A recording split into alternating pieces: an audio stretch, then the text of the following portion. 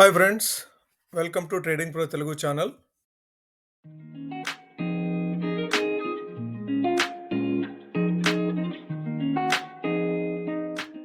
ఈరోజు నిఫ్టీ 73 పాయింట్ల నష్టంతో 22,397 దగ్గర క్లోజ్ అయితే, సెన్సెక్స్ 200 పాయింట్ల నష్టంతో 73,838 దగ్గర, అట్లానే బ్యాంక్ నిఫ్టీ న్యూట్రల్గా 0.001% పాజిటివ్గా, అంటే 3 పాయింట్స్ పాజిటివ్ తోటి 48,060 దగ్గర.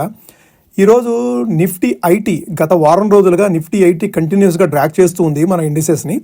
ఈరోజు కూడా మరలా 188 పాయింట్ల నష్టంతో 36,122 దగ్గర క్లోజ్ అయింది. మన మార్కెట్స్లో ఏ డైరెక్షన్ స్పెసిఫిక్గా పాజిటివ్గా కానీ నెగిటివ్గా కానీ డెసిసివ్గా మూవ్మెంట్ అనేది లేదు. మన మార్కెట్ నిన్న పాజిటివ్గా క్లోజ్ అయితే అటు మొన్న నెగిటివ్గా క్లోజ్ అయింది. ఒకరోజు బ్యాంకింగ్ స్టాక్స్ పాజిటివ్గా ఉంటే ఒకరోజు ఐటీ స్టాక్స్ పాజిటివ్గా ఉన్నాయి. అయితే గత 3 రోజుల నుంచి మాత్రము ఐటీ స్టాక్స్ కంప్లీట్గా నెగిటివ్ టెరిటరీలో మూవ్ అవుతున్నాయి. సో ఈరోజు అయితే అన్ని సెక్టార్స్ నెగిటివ్ ట్రెండ్కి సపోర్ట్ చేసినాయి అని చెప్పుకోవచ్చు. అక్రాస్ ద బోర్డ్ మీరు ఏ సెక్టార్ చూసినా సరే, నిఫ్టీ 50 కానివ్వండి, నెక్స్ట్ 50 కానివ్వండి, మిడ్ క్యాప్ 100 0.7% నెగిటివ్గా, స్మాల్ క్యాప్ 1% నెగిటివ్గా, oil and gas 0.4%, Nifty IT 0.5%, private banks, PSC Nifty public sector కావాలా కొద్దిగా అది కూడాను నెగిటివ్గానే ఉంది. పిఎస్యు బ్యాంక్స్ కొద్దిగా పాజిటివ్గా ఉన్నాయి. అదర్ దాన్ దట్ మీరు across the board A sector చూసినా సరే, హెల్త్ కేర్ కానివ్వండి, ఎఫ్ఎంసీజీ కానివ్వండి, ఫార్మా కానివ్వండి, ఎనీ సెక్టార్ అన్నీ ఈరోజు నెగిటివ్గానే మూవ్ అవడం స్టార్ట్ అయింది. సో ఇది ఎక్కడికి దారితీస్తుంది అంటే, రాబోయే రోజుల్లో ముందుగా మనకి ఇదే ట్రెండ్ కొనసాగుతుందా? ఒకవేళ కొనసాగినా కూడాను మనం ఎక్స్పెక్ట్ చేయాల్సింది ఏంటంటే, ఇంకా వరెస్ట్ పర్ఫార్మెన్స్ చూస్తాము అనుకుంటే మరలా ఒకసారి 21,965 రీసెంట్గా ఏదైతే లో ఫామ్ చేసిందో ఆ లోన్ మరలా ఒకసారి టెస్ట్ చేసే అవకాశం మాత్రం బలంగా కనపడుతుంది. ఎందుకంటే 22,700 దగ్గర రెసిస్టెన్స్ ఫేస్ చేసి అక్కడి నుంచి రివర్స్ అవుతూ, అయితే నిన్న మొన్న అట్లీస్ట్ 22,500, 22,470 ఆ రేంజ్ దగ్గర క్లోజ్ అయింది. ఈరోజు 22,400 కంటే దిగువన క్లోజ్ అయింది మన నిఫ్టీ పరంగా చూస్తే. సో దీనికి ప్రధాన కారణం ఐటీ స్టాక్సే. సో ఐటీ స్టాక్స్ కంప్లీట్గా మనకి నెగిటివ్గా మూవ్ అయినాయి గత 3-4 రోజుల నుంచి. అయితే మన మార్కెట్లో ఒక డేటా ఒకటి రిలీజ్ అయింది. ఆ డేటా మన యుఎస్ కంట్రీస్కి కానీ మన ఇండియన్ కంట్రీస్కి కానీ స్టాక్ మార్కెట్కి పాజిటివ్ డేటా. సో అదేంటంటే సిపిఐ డేటా రిలీజ్ అయింది. సో సిపిఐ డేటా వచ్చింది, ఒకసారి చూద్దాం. అది నిన్న ఈవినింగ్ రిలీజ్ అయిన సిపిఐ డేటా 3.61%, అంటే ఎక్స్పెక్టేషన్స్ కంటే కూడాను బిలోలో వచ్చింది. ఇది మన ఏప్రిల్ మంత్లో ఏదైతే మన ఆర్బీఐ పాలసీ మీటింగ్ ఉందో ఆ మీటింగ్కి ఇది పాజిటివ్ ఇన్పుట్. సో ఈ పాజిటివ్ ఇన్పుట్ని బేస్ చేసుకొని మేబీ ఇంకా 2 రేట్ కట్స్, ఇప్పటివరకు ఏదైతే 1 రేట్ కట్ స్టార్ట్ అయిందో, యాక్చువల్గా రేట్ కట్ సైకిల్ మనకి ఇండియాలో లేట్గా స్టార్ట్ అయింది. మిగిలిన అన్ని కంట్రీస్లో, రెస్ట్ ఆఫ్ ద వరల్డ్లో అన్ని కంట్రీస్లో కూడాను రేట్ కట్ సైకిల్ అనేది ఎప్పుడో స్టార్ట్ అయింది. యూఎస్లో స్టార్ట్ అయిన తర్వాత 1 year తర్వాత మన RBI rate cut cycle start చేసింది. సో ఈ ఇయర్లో, రెస్ట్ ఆఫ్ ద ఇయర్లో, రాబోయే 9 నెలల్లో 2 times ఉండొచ్చు అనే అంచనాలు పెరుగుతున్నాయి. ఎందుకంటే మన ఆర్బీఐ ఎక్స్పెక్టేషనే 4%. సో ఆర్బీఐ వాళ్ళు 4% కంటే దిగువన మన ఇన్ఫ్లేషన్ రేటు చూడాలనుకుంటున్నాము అన్నారు. దానికంటే బిలో వచ్చింది. ఎస్పెషల్లీ ఫుడ్ ఇన్ఫ్లేషన్ అనేది చాలా తక్కువగా వచ్చింది ఈ ఫిబ్రవరి మంత్కి సంబంధించిన సిపిఐ డేటాలో. ఓకే, సో ఇది మనకి మంచి పాజిటివ్ ఇండికేషన్. అట్లానే ఐఐపి డేటా వచ్చింది జనవరి మంత్కి, అది కూడాను పాజిటివ్గా ఉంది. సో ఇండస్ట్రియల్ ప్రొడక్షన్ అనేది కూడా మనకి పాజిటివ్గా వచ్చింది. యాక్చువల్గా 3.5% ఎక్స్పెక్ట్ చేస్తే 5% వచ్చింది. సో గ్రోత్ అనేది. సో ఇది కూడాను మంచి పాజిటివ్ అవుట్కమ్ అనమాట మనకి ఇండియన్ ఎకానమీకి సంబంధించి. ఓకే, అట్లానే యుఎస్ సిపిఐ ఇన్ఫ్లేషన్ డేటా వచ్చింది. నిన్న అవర్స్లో యుఎస్ ఇన్ఫ్లేషన్ డేటా వచ్చింది. సిపిఐ డేటా వచ్చేసి 2.8%, వాళ్ళు ఎక్స్పెక్ట్ చేసింది 2.9% అయితే ఇక్కడ 2.8% వచ్చింది. సో మంత్ ఆన్ మంత్, ఇది year on year, month on month వచ్చేసి 0.2%, వాళ్ళు 0.3% గ్రో అవుతుందని చెప్పి ఎక్స్పెక్ట్ చేస్తే 0.2% డేటా వచ్చింది. సో ఇది పాజిటివ్ ఇండికేషను. సో దీని మూలంగా మన యుఎస్ మార్కెట్స్లో నిన్న చాలా నెగిటివ్గా, నిన్న ఓపెనింగ్ అవర్స్లో చాలా నెగిటివ్గా మూవ్ అయిన ఇండిసెస్ క్లోజింగ్ వచ్చేటప్పటికి రికవరీ అవుతూ, అయితే డో జోన్స్ మాత్రము -82 పాయింట్స్, అంటే 82 పాయింట్ల నష్టంతో క్లోజ్ అయింది. కానీ బట్ నాస్డాక్ చూసారా, 1.22%. సో రీసెంట్గా నాస్డాక్ ఆల్మోస్ట్ ఒకే రోజు 4% కూడా డ్రాప్ అవడం చూసాం మనం. అట్లాంటిది ఈ సిపిఐ ఇన్ఫ్లేషన్ డేటా వచ్చిన తర్వాత కొద్దిగా కన్సర్న్స్, అంటే ఫెడ్ పాలసీకి సంబంధించిన కన్సర్న్స్ ఇప్పటివరకు ఏదైతే బాగా నెగిటివ్గా స్ప్రెడ్ అవుతూ ఉన్నాయో ఆ కన్సర్న్స్ ఇప్పుడు కొద్దిగా కూల్ ఆఫ్ అవుతున్నట్టుగా కనపడుతుంది. సో దాంతోపాటుగా మన డాలర్ కూడాను స్లైట్గా మీరు చూస్తే డాలర్ ఇండెక్స్ వచ్చేసి 103.1 103.2 వచ్చిన dollar index 103.8 last night closing 104 దగ్గర క్లోజ్ అవుతుంది. మీరు ఇక్కడ చూస్తే 104 దగ్గర ఉంది. ఇది కొద్దిగా అంటే ఇది యుఎస్ ఎకనమీకి పాజిటివ్, డాలర్ ఇండెక్స్ స్ట్రెంగ్తన్ అవడం అనేది మనకి నెగిటివ్. డాలర్ స్ట్రెంగ్తన్ అవడం అనేది మన ఇండియన్ ఎకానమీకి నెగిటివ్, కానీ యుఎస్ ఎకానమీ మాత్రము పాజిటివ్. ఓకే, అట్లానే బ్రెంట్ క్రూడ్ కూడాను $69-68 దగ్గర ఉన్న బ్రెంట్ క్రూడ్. సో రీసెంట్గా మీరు చూస్తే 11th వచ్చేసేసి 69.1 69.2 దగ్గర ఉంది. ఇప్పుడు 70.6, అంటే కొద్దిగా రికవర్ అయ్యింది. అంటే డిమాండ్ పెరగొచ్చేమో. ఇప్పుడు ఇంతకుముందు ఏం జరిగిందంటే రెసెషన్ భయాలు అనేది కొద్దిగా మార్కెట్లో నడుస్తూ ఉన్నాయి కదా, ఆ రెసెషన్ భయాల మూలంగా ఏం జరిగిందంటే ఈ క్రూడ్ ఆయిల్కి అనేది డిమాండ్ పడిపోతుందని చెప్పేసి క్రూడ్ ఆయిల్ ప్రైస్ డ్రాప్ అయిపోయింది. ఒకే రోజు 2.5-3% డ్రాప్ అయిపోయింది. So 2 days back. సో మరలా అది రికవర్ అవుతూ $71 లాస్ట్ నైట్ వచ్చేసేసి $71 రీచ్ అయ్యి ఇప్పుడు 70.5 దగ్గర కూల్ ఆఫ్ అవుతూ ఉంది. సో దీని మూలంగా యుఎస్ మార్కెట్స్ కొద్దిగా రికవర్ అయినాయి. సో ఈ రోజు ఏ విధంగా ట్రేడ్ అవుతాయో చూడాలి. అట్లానే ఈ రోజు ట్రేడింగ్లో డాక్స్ అంటే జర్మనీ ఇండెక్స్ వచ్చేసేసి స్లైట్ నెగిటివ్గా 150 పాయింట్స్ నెగిటివ్గా ఈరోజు ట్రేడ్ అవుతుంది. ఓవరాల్గా మార్కెట్స్ చూస్తే కన్ఫ్యూజన్ స్టేట్లో ఉన్నాయి. అక్రాస్ గ్లోబ్ అన్ని మార్కెట్స్ కూడాను కన్ఫ్యూజన్ స్టేట్. సో మన ట్రంప్ గారు ఏం చేయబోతున్నారు, రష్యా ఉక్రెయిన్ మధ్య ఏం జరగబోతుంది అనేది అంశాలు గమనించాల్సిన అవసరం ఉంది మనకి. మన జెలెన్స్కీ వచ్చేసేసి 30 days సీజ్ ఫైర్కి తాను సుముఖంగా ఉన్నాను, 30 days సీజ్ ఫైర్కి నేను సిద్ధంగా ఉన్నాను అని చెప్పి డిక్లేర్ చేశాడు. దీంతో ఇప్పుడు బాల్ వచ్చేసేసి రష్యన్ ప్రెసిడెంట్ పుతిన్ కోర్టులో ఉండిపోయింది. సో పుతిన్ ఏం చేస్తాడు, 30 daysకి తను కూడా అగ్రీ అవుతాడా, లేదంటే పర్మనెంట్గా సొల్యూషన్ వచ్చే వరకు నేను కంటిన్యూస్గా అటాక్ చేస్తూనే ఉంటానని చెప్తాడా, ఏం చెప్తాడనే దాన్ని బట్టి మనకి ఫర్దర్గా డిసైడ్ అవుతుంది. సో ఇట్లాంటి అన్సర్టనిటీస్ వరల్డ్ వైడ్గా, అట్లానే ఈ టారిఫ్ అన్సర్టనీస్ ఎట్లాగో ఉండనే ఉన్నాయి మనకి. సో ఈ టారిఫ్ అన్సర్టనీస్ కంటిన్యూస్గా నడుస్తూనే ఉన్నాయి మనకి. మన మార్కెట్ల విషయానికి వస్తే ట్రేడర్స్కి అందరికీ, మన వీడియో చూస్తున్న ప్రేక్షకులకి అందరికీ హ్యాపీ హోలీ. రేపు హోలీ సందర్భంగా మన మార్కెట్లు సెలవు. మన మార్కెట్లకి రేపు హాలిడే, అంటే ఫ్రైడే హాలిడే. మరలా మన మార్కెట్లు మండే స్టార్ట్ అవుతాయి.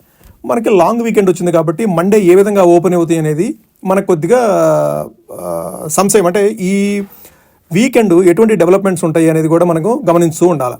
ఓకే, సో బెటర్ మీరు ఏ పొజిషన్స్ అన్నా ఉంటే మాత్రం ఆ పొజిషన్స్ ఎప్పుడు కూడా ఇట్లా లాంగ్ వీకెండ్ వచ్చినప్పుడు మీరు క్యారీ చేయకుండా ఉండటమే బెటర్ అనమాట. ఓకే, సో మన మార్కెట్లో నిఫ్టీ ఐటీలో స్టాక్స్ చూస్తే మనకి కంటిన్యూస్గా డిప్ అవుతూ ఉంది కదా. నిఫ్టీ ఐటీ వచ్చేసేసి ఇన్ఫోసిస్ అయితే మనకి ఇన్ఫోసిస్ ఆల్మోస్ట్ 21% లాస్ట్ 3 monthsలో 21%, అంటే 419 రూపీస్. సో డ్రాప్ అయిపోయింది. 419 rupees, 21% Infosys, 21.5% TCS Tata consultancy services. అట్లానే ఎల్టీఐ మైంట్రీ 33% డ్రాప్ అయింది. అంటే లాస్ట్ 3 monthsలో ఎల్టీఐ మైంట్రీ 2243 రూపీస్ కోల్పోయింది, 33% డౌన్ అయింది. అట్లానే మన హెచ్సిఎల్ టెక్నాలజీస్ కూడాను ఆల్మోస్ట్ 431 రూపీస్, అంటే 22% నెగిటివ్గా మూవ్ అయింది. సో ఇంత నెగిటివిటీ ఉంది ఐటీ సెక్టార్లో. సో దీనికి ప్రధాన కారణం మనం ఇంతకుముందు వీడియోలో మనం డిస్కస్ చేసుకున్నాం. ప్రధాన కారణం ఏంటంటే యుఎస్లో ఏదైతే టారిఫ్ వార్ నడుస్తుందో, సో దాని మూలంగా పక్క దేశాలు కూడాను, కెనడా కానివ్వండి, మెక్సికో కానివ్వండి, చైనా కానివ్వండి, రిటాలియేట్ చేస్తూ వాళ్ళు కూడాను టారిఫ్స్ ఇంక్రీజ్ చేస్తామని చెప్పడంతో ఈ అన్సర్టనిటీస్ అనేవి పెరిగిపోతూ ఉన్నాయి. అట్లానే రీసెంట్గా వచ్చిన కన్జ్యూమర్ డేటా వచ్చేసేసి నెగిటివ్గా ఉండింది. అంటే యుఎస్ ఎకానమీ అనేది గ్రోత్ పాత్రలో లేదు, కాస్త కన్జ్యూమర్ బిహేవియర్ అనేది కాస్త నెగిటివ్గా ఉంది అనే సెన్స్ తోటి కొత్త ప్రాజెక్ట్స్ రావు. బేసిక్గా ఏం జరుగుతుందంటే మీకు ఎప్పుడైతే ఎకానమీ వీక్ అవుతుందో, రిసెషన్ భయాలు పెరిగిపోతాయో, అప్పుడు కొత్త ప్రాజెక్ట్స్ కంపెనీస్ అనేది కొత్త ప్రాజెక్ట్స్ పోస్ట్పోన్ చేస్తాయి. కొత్త ప్రాజెక్ట్స్ పోస్ట్పోన్ చేస్తే ఇమ్మీడియట్గా వచ్చే ఇంపాక్ట్ ఎక్కడ వస్తుందంటే మన ఐటీ సెక్టార్లో వస్తుంది. కాబట్టి ఈ ఐటీ సెక్టార్లో ఉన్న స్టాక్స్ హెవీగా సెల్ ఆఫ్ వస్తుంది. అయితే నిన్న మనం డిస్కస్ చేసుకున్నాం చూసారా, నిన్న డిస్కషన్లో ఏం చేసాము, ఐటీ కంపెనీస్లో మనం ఇప్పుడు పొజిషన్ తీసుకోవాలంటే ఏం చేయాలి. సో ఏం చేయాలంటే సింపుల్, మీరు ఐటీ బీస్ అని ఉంటుంది, ఐటీ బీస్ని మీరు స్లోగా గ్రాడ్యువల్గా ట్రెంచెస్లో మీరు పర్చేజ్ చేసుకుంటూ ఉండొచ్చు. ఎందుకంటే ఇప్పుడు ఐటీ అనేది ఎవర్ గ్రీన్, మీకు ఇవాళ పడిపోవచ్చు కానీ రేపు ట్రాన్స్ఫార్మ్ అవుతుంది. సో ఐటీకి ఇది కొత్త కాదు, ఐటీ ఎప్పుడు కింద పడుతూనే ఉంటుంది, మరలా అంతే స్పీడ్తో పైకి లెగుస్తూ ఉంటుంది. ఇది one of the major sector మన ఇండియన్ ఎకానమీలో. ఈ సర్వీస్ సెక్టార్ అనేది one of the major, banking, IT ఈ రెండు కూడాను మన ఇండిసెస్లో కానివ్వండి, మన ఎకానమీలో కానివ్వండి, సో టాప్ ప్రయారిటీ ఉన్న సెక్టార్స్ అనమాట. ఇవి అంత తేలిగ్గా కిందకెళ్ళం, కంప్లీట్గా జీరో అయిపోవటమో లేదంటే 50% 60% పడిపోవటమో ఉండదు. అయితే ఇంకొద్దిగా ప్రెషర్ అనేది ఉండొచ్చు ఈ ఐటీ సెక్టార్లో, ఇంకొద్దిగా ప్రెషర్ అయితే ఉండొచ్చు, కానీ బట్ అంత హెవీ సెల్లింగ్ ఇప్పటికే ఆల్మోస్ట్ 40% టాప్ నుంచి, అంటే 46,000 ఉండే ఇండెక్స్, ఐటీ ఇండెక్స్ 36,000కి వచ్చింది.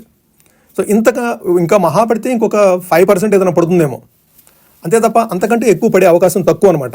సో ఇప్పుడు మనం స్లోగా గ్రాడ్యువల్గా ఐటీ బీస్ని గ్రాడ్యువల్గా ట్రెంచెస్లో మనము పర్చేజ్ చేసుకుంటూ ఉండొచ్చు. ఓకే, మనకి మార్కెట్లో కొన్ని స్టాక్స్ సంబంధించిన న్యూస్ ఉన్నాయి, ఆ స్టాక్స్ సంబంధించిన న్యూస్ చూద్దాము.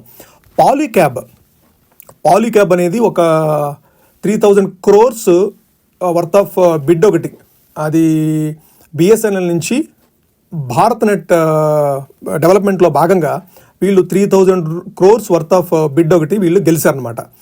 దీంట్లో ఏం చేస్తారంటే వాళ్ళు designing, supply, construction, installation, upgradation and operations, so ఇవన్నీ కూడాను వాళ్ళు ఈ నెట్వర్క్లో భాగంగా వాళ్ళు నెట్వర్క్ డెవలప్మెంట్లో, పాలీక్యాబ్ అనేది వైర్స్ అండ్ కేబుల్స్ కదా, సో ఈ నెట్వర్క్ డెవలప్మెంట్లో వీళ్ళు పాలీక్యాబ్ వాళ్ళు భాగస్వాములు అవుతారనమాట.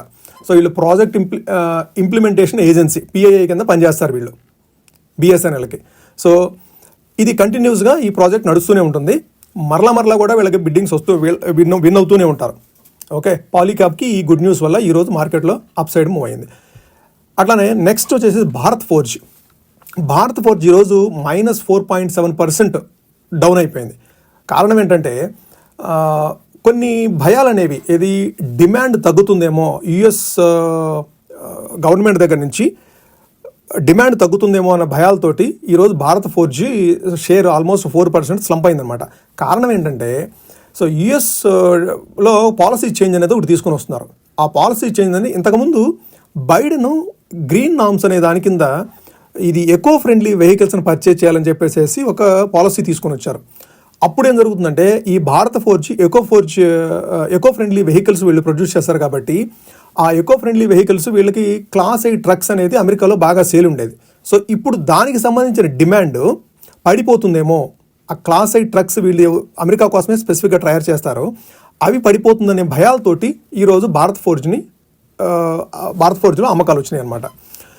ఓకే, మనకి నెక్స్ట్ స్టాక్ వచ్చేసి లార్సన్ అండ్ టూబ్రోకి 5,000 crores వర్త్ ఆఫ్ ఆర్డర్ ఒకటి సౌదీ అరేబియా నుంచి గెలుచుకున్నాడు వీళ్ళు. సో దీంట్లో వీళ్ళు ఏం చేయాలంటే డీశాలినేషన్ అంటే వీళ్ళు సాల్ట్ వాటర్ ఏదైతే ఉందో ఆ సాల్ట్ వాటర్ని ప్యూరిఫై చేసి వీళ్ళు ఆ ప్లాంట్ని ఎస్టాబ్లిష్ చేయాల్సి ఉంటుంది. సో ఆ ప్లాంట్ని వీళ్ళే డిజైన్ చేయాలి, మెటీరియల్ ప్రొక్యూర్ చేయాలి, అట్లానే ప్లాంట్ కన్స్ట్రక్ట్ చేయాలి. ఇది టెస్టింగ్ చేసి డీకమిషన్ అంటే కమిషన్ అయ్యే వరకు, అంటే వర్క్ స్టార్ట్ అయ్యే వరకు వీళ్ళదే బాధ్యత అనమాట. సో కంప్లీట్గా ఎండ్ టు ఎండ్ ఎల్ఎన్టీ వాళ్ళే బాధ్యత తీసుకోవాలి. సో అది 5,000 crores వర్త్ ఆఫ్ ప్రాజెక్ట్ అది. సో దీంట్లో ఏం చేస్తారంటే, ఈ ప్లాంట్ సాల్ట్ వాటర్ని నార్మల్ వాటర్ కింద మార్చి దగ్గరలో ఉన్న సిటీస్కి వీళ్ళు సప్లై చేస్తారనమాట. సో ఇది one of the important project from Saudi Arabia అనమాట. ఓకే, నెక్స్ట్ స్టాక్ వచ్చేసి ఎంటీఎన్ఎల్. మీకు అందరికీ తెలిసి ఉంటుంది బిఎస్ఎన్ఎల్, ఎంటీఎన్ఎల్. ఈ ఎంటీఎన్ఎల్ షేర్ ఈరోజు 16% పాజిటివ్గా మూవ్ అవుతూ క్లోజింగ్ వచ్చేటప్పటికి 13% పాజిటివ్గా క్లోజ్ అయింది. కారణం ఏంటంటే, మన ministry of security for communication ఉన్నారు కదా, మన పెమ్మసాని చంద్రశేఖర్ ఫ్రమ్ ఆంధ్ర, అతను ఈరోజు పార్లమెంట్కి డిక్లేర్ చేశారు ఏమనంటే, ఈ మానిటైజేషన్లో భాగంగా అంటే కొన్ని స్థలాలు వాళ్ళకుండే ఎసెట్స్ డిమానిటైజ్ చేయడం వల్ల వీళ్ళకి 2,235 కోట్లు ఎంటీఎన్ఎల్కి వచ్చినాయి అనమాట. నెక్స్ట్ మనకి 2 స్టాక్స్ రికమెండేషన్స్ ఉన్నాయి, షేర్ ఖాన్ నుంచి 2 బై రికమెండేషన్స్ ఉన్నాయి. ఒకటి వచ్చేసి మనకందరికీ తెలిసింది ఎయిర్టెల్. ఇప్పుడు 1630 రేంజ్లో ట్రేడ్ అవుతుంది కదా. ఈ మధ్య స్టార్లింక్ తోటి వీళ్ళు అగ్రిమెంట్ కూడా చేసుకున్నారు. మన ఇలాన్ మస్క్ స్టార్లింక్ ఉంది కదా, ఆ స్టార్లింక్ తోటి కూడా వీళ్ళు అగ్రిమెంట్ చేసుకున్నారు. ఏ కైండ్ ఆఫ్ సర్వీసెస్ ఇస్తారు వీళ్ళు అనేది స్లోగా గ్రాడ్యువల్గా మనకి ఇన్ఫర్మేషన్ వస్తుంది బయటికి. బట్ వాళ్ళకి అగ్రిమెంట్ మాత్రం అయితే అయ్యింది.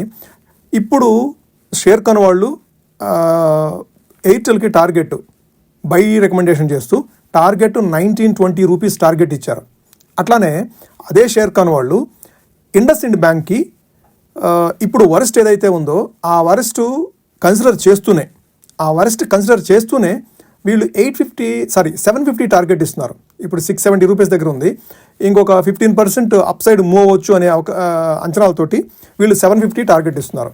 ఓకే, మనం బ్యాంక్ నిఫ్టీ ఏ విధంగా మూవ్ అయింది, మనకి నెక్స్ట్ టార్గెట్స్ ఏ విధంగా ఉన్నాయో చూస్తూ ఈరోజు నేను ఆప్షన్ ట్రేడ్ ఏం తీసుకున్నాను అనేది మీకు ఒకసారి ఎక్స్ప్లెయిన్ చేస్తాను.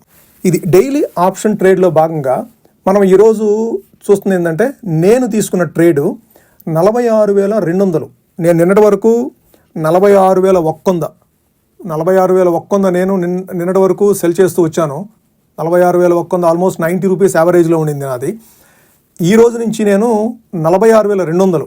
46,200 పుట్ మార్చ్ మంత్కి సంబంధించి 60 రూపీస్లో సెల్ చేయడం స్టార్ట్ చేశాను. సో నేను ఎప్పుడు కూడాను ఆల్మోస్ట్ 4% బిలో. సో ఈ మంత్ స్ట్రైక్ ప్రైసెస్ అయితే మినిమం 4 to 5% డిఫరెన్స్ ఉండేట్లుగా, అంటే ఇప్పుడు ప్రైస్ మూమెంట్స్ 48,000 ఆ అరౌండ్లో మూవ్ అవుతుంది కదా బ్యాంక్ నిఫ్టీ. సో నా అంచనా ఏంటంటే ఇంకా అక్కడి నుంచి 4% డ్రాప్ అవ్వదు నెక్స్ట్ రాబోయే 9 వర్కింగ్ డేస్లో. సో మనకి ఇంకా వర్కింగ్ డేస్ 9 ఉన్నాయి, అంటే నెక్స్ట్ వీక్ ఫుల్ వీక్, అట్లానే ఆ తర్వాత వీక్ 27th వీక్ వచ్చేసేసి 27th ఎక్స్పైరీ ఉంది కదా, మార్చ్ 27th. ఆ వీక్లో 4 days, నెక్స్ట్ వీక్ 5 days, ఆ నెక్స్ట్ వీక్ 4 days, అంటే టోటల్ 9 వర్కింగ్ డేస్. 9 వర్కింగ్ డేస్లో నాకు 4% కంటే బిలో డ్రాప్ అవ్వదు అనే అంచనాలతోటి 46,200 పిఈ సెల్ చేస్తూ ఉన్నాను.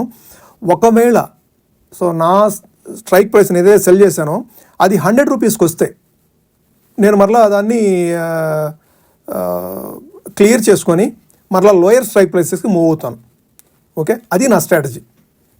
ఓకే, నేను కంప్లీట్గా పుట్ సైడే సెల్ చేస్తూ ఉన్నాను. కారణం ఏంటంటే నా స్ట్రాటజీ, నా ట్రేడ్ ప్లాన్ ఏంటంటే దీంట్లో ఈ ఓవరాల్గా ఈ మంత్ నేను ఫాలో అవుతున్న trade plan, markets already down ట్రెండ్లో ఉన్నాయి. మార్కెట్స్ ఆల్రెడీ హై నుంచి 54,000 నుంచి 47,700 47,900 రేంజ్లోకి వచ్చినాయి. కాబట్టి ఇంకా డౌన్ సైడ్ మూవ్ అవ్వాలి అంటే ఈ స్టాక్స్ ఏదైతే ఉన్నాయో, ఇది హెచ్డిఎఫ్సి కానీ, కొటాక్ కానీ, ఎస్బీఐ కానీ, ఐసిఐసిఐ కానీ, యాక్సిస్ కానీ, ఈ బ్యాంక్స్ సివియర్గా ఫాలో అవ్వాలి. సో ఇంకా 47,000 45,000కి రావాలి అంటే చాలా సివియర్గా ఫాలో అవ్వాలి. సో అంత సివియర్గా ఫాలో అయ్యే అవకాశం తక్కువ ఉంది. కాబట్టి మన ఎకనామికల్ డేటా కానీ, లేదంటే ఆర్బీఐ ఏదైతే మన రేట్ కట్ పాలసీస్ని ముందుకు తీసుకొచ్చింది కదా, ఇంకా రేట్ కట్ అనేది ఫర్దర్గా చేస్తారు. కాబట్టి వీటన్నిటి దృష్ట్యా బ్యాంకింగ్ స్టాక్స్ అనేది ఇంకా లోకి వెళ్ళవు అనే ఉద్దేశం మీద నేను ఓన్లీ పుట్ సైడే సెల్ చేస్తూ వస్తున్నాను. నేను స్టార్ట్ చేసింది 45,000 దగ్గర పుట్ సెల్ చేయడం స్టార్ట్ చేశాను. అది మీకు కూడా ఇన్ఫార్మ్ చేశాను, మన ఛానల్లో పోస్ట్లో ఉంటుంది. 45,000 100 రూపీస్ దగ్గర సెల్ చేశాను. ఇప్పుడు అది 9 రూపీస్ దగ్గర ట్రేడ్ అవుతుంది. 45,500 45,600 45,800 45,900 46,000 46,100 46,200 ఈరోజు సెల్ చేయడం స్టార్ట్ చేశాను. సో ఇది నేను ఈ మంత్ మార్చి మంత్కి సంబంధించి ట్రేడ్స్ చేస్తున్నాను. ఓకే, నెక్స్ట్ మంత్ కూడా నేను అప్డేట్ చేస్తాను. ఓకే, మనము బ్యాంక్ నిఫ్టీ లెవెల్స్, అంటే నెక్స్ట్ మండేకి ట్రేడింగ్ సెషన్కి లెవెల్స్ ఎక్కడ ఉన్నాయో ఒకసారి చూద్దాం. ఇది నిఫ్టీ చార్ట్. సో ఈరోజు 22,400 కంటే బిలో క్లోజ్ అయింది. సో కాబట్టి మనం కంప్లీట్గా బేరిష్గా చూడటానికి లేదు, ఎందుకంటే 22,300 అనేది మనకి స్ట్రాంగ్ సపోర్ట్ కింద యాక్ట్ చేసే అవకాశం ఉంది. కాబట్టి 23,400 అనేది నెగిటివ్ కాదు, అట్లాగని పాజిటివ్ కాదు, న్యూట్రల్ స్టాన్స్లో ఉంది ఇప్పుడు మార్కెట్. సో మనం ఇందాక ఇంట్రడక్షన్లోనే అనుకున్నట్టుగా అన్సర్టనిటీ ఉంది కాబట్టి మార్కెట్లో అప్ సైడ్ కానీ డౌన్ సైడ్ కానీ డెసిసివ్గా మూవ్ అవ్వట్లేదు. ఓకే, కన్సాలిడేట్ అవుతున్నాయి. మెజారిటీ చెప్పాలంటే మార్కెట్స్ కన్సాలిడేట్ అవుతూ ఉన్నాయి. సో నెక్స్ట్ మనం టార్గెట్స్ చూడాలి అంటే, సో నెక్స్ట్ ఇది అప్ సైడ్ మూవ్ అవ్వాలంటే కనీసం 22,600, అది 20-day మూవింగ్ యావరేజ్. సో ఇంతకుముందు వరకు 20-డే మూవింగ్ యావరేజ్ 22,700 ఉంది కదా, ఇప్పుడు 20-డే మూవింగ్ యావరేజ్ వచ్చేసి 22,600కి వచ్చింది. 22,615 క్రాస్ అయ్యి పైకి వెళ్తేనే మనం అప్ సైడ్ చూస్తాము. అట్లా కాకుండా 22,300 బిలో క్లోజ్ అయితే మనం డౌన్ సైడ్ చూస్తాము. సో ఇది నిఫ్టీకి సపోర్ట్ అండ్ రెసిస్టెన్స్. అట్లానే బ్యాంక్ నిఫ్టీ పరంగా చూస్తే బ్యాంక్ నిఫ్టీ ఈరోజు అప్ సైడ్ మూవ్ అవుతూ మరలా సెకండ్ హాఫ్లో కొద్దిగా డౌన్ సైడ్ వచ్చింది. సో 48,350, 360 నుంచి మరలా ఒకసారి డ్రాప్ అవుతూ కిందకు వచ్చిందనమాట. సో 48,350 అనేది మనం రెసిస్టెన్స్ అనుకున్నాం కదా, స్టిల్ అదే రెసిస్టెన్స్. సో 48,300 స్టిల్ రెసిస్టెన్స్ కింద వర్క్ చేస్తుంది. ఈ రోజు కూడా రెసిస్టెన్స్ కింద వర్క్ చేసింది 48,300. డౌన్ సైడ్ వచ్చేసేసి 47,800. So 47,800 down side, 48,300 up side. So ఇది ఈ 2 లెవెల్స్లో ఉన్నంతకాలం కన్సాలిడేట్ అవుతుంది. ఆ 2 లెవెల్స్ కంటే అప్ సైడ్ అంటే పైన క్లోజ్ అయినా లేదంటే 47,800 కంటే కింద క్లోజ్ అయినా డెసిసివ్గా ఒక డైరెక్షన్ తీసుకునే అవకాశం ఉంది. ఓకే, ఇది ఈరోజు ట్రేడ్ అనాలిసిస్. వీడియోని లైక్ చేయండి. చాలామంది మన వీడియోని 80% ఆఫ్ ద వ్యూయర్స్ సబ్స్క్రైబ్ చేయకుండా చూస్తున్నారు. మనకి యూట్యూబ్ రిపోర్ట్ పంపిస్తుంది 80% ఆఫ్ ద సబ్స్క్రైబర్స్ సబ్స్క్రైబ్ చేయకుండా, వ్యూవర్స్ సబ్స్క్రైబ్ చేయకుండా చూస్తున్నారు. ప్లీజ్ ప్లీజ్ ప్లీజ్ సబ్స్క్రైబ్ చేయండి ఫ్రెండ్స్, అది మాకు మోటివేషన్ కింద ఉంటుంది. Okay, thank you friends, thank you for watching.